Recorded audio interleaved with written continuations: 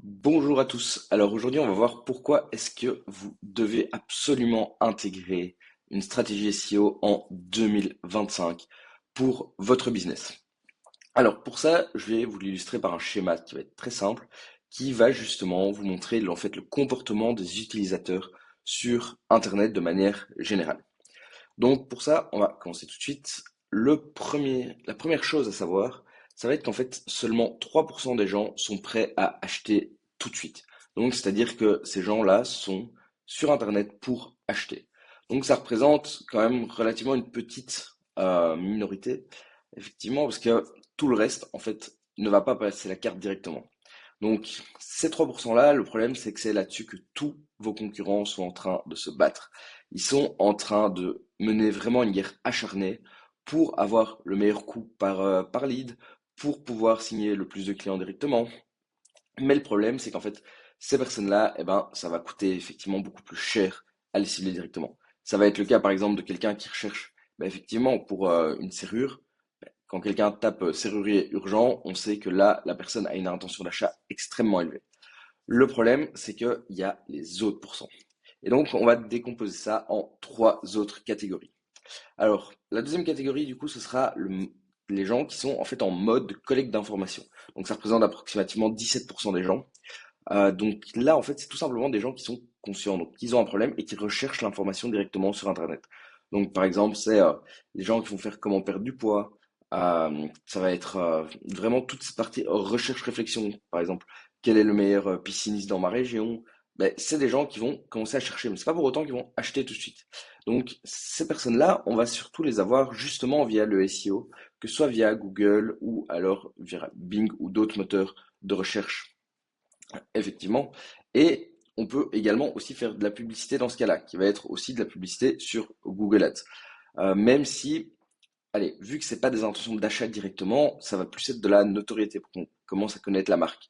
Et c'est là qu'on va pouvoir en fait récolter leurs infos, pouvoir par exemple demander un lead magnet pour justement récupérer leurs data, les rappeler, parce que en fait c'est comme ça qu'on va monter la confiance pour ensuite pouvoir enfin acheter directement chez eux. Alors, après, il y a encore les 20 autres pourcents qui, eux, sont des problèmes conscients. Donc, eux, c'est tout simplement des gens qui sont conscients qu'ils ont un problème. Alors, ils vont pas rechercher nécessairement l'information pour résoudre le problème. Ils vont potentiellement rechercher des petits indices, mais ils vont taper leurs problèmes sur Internet. Mais eux, en publicité, on va les cibler plus du coup avec tout ce qui va être de la publicité sur Facebook et Instagram. Et ensuite, le dernier pourcent, c'est les gens qu'on cible le moins, ou alors vraiment quand on a beaucoup de budget, c'est les gens qui sont pas conscients qu'ils ont un problème, parce que là, du coup, il faut malheureusement éduquer le marché. Donc, ça va être beaucoup plus complexe. Donc, en fait, là, le problème qu'on voit, c'est que ici, on va se retrouver dans cette catégorie-ci souvent pour la plupart des gens. Et en fait, c'est donc, comme je le disais, c'est là où ça va coûter le plus cher. Nous, notre objectif, en fait, ça va être de justement de faire monter les gens, ici comme ça en flèche, pour justement qu'ils arrivent de plus en plus en mode ok, je dois acheter, mais surtout je sais chez qui je veux acheter. Donc l'idée c'est quoi? C'est tout simplement de réussir à leur faire prendre conscience qu'ils ont un problème ici avec le SEO. Idéalement, on va les faire remonter ici en SEO parce que la confiance, on voit qu'elle est beaucoup plus élevée. Le taux de conversion moyenne du SEO est quand même relativement plus élevé et surtout pour un coût évidemment beaucoup moindre, surtout avec le temps. Donc ici, le but, c'est vraiment le fait que tout s'aligne les uns avec les autres. Si on veut, Google Ads doit fonctionner avec le SEO et Facebook Ads doit fonctionner également avec le SEO. Pourquoi? Parce que tout simplement, une fois que vous avez amené les gens ici, enfin vos prospects plutôt, jusqu'ici, en fait, dans cette catégorie-là, vous allez pouvoir les recibler justement. Donc, ils sont déjà montés encore un peu plus, si on veut, dans la partie, ok, je suis conscient que j'ai un problème, il faut que je résolve ce problème.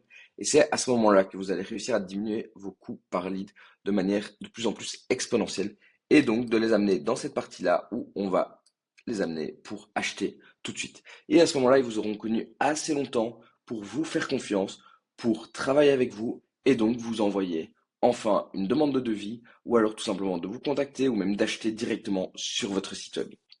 Si vous voulez plus d'informations par rapport au SEO, je vous ai préparé une ressource gratuite qui se trouve juste en description de cette vidéo.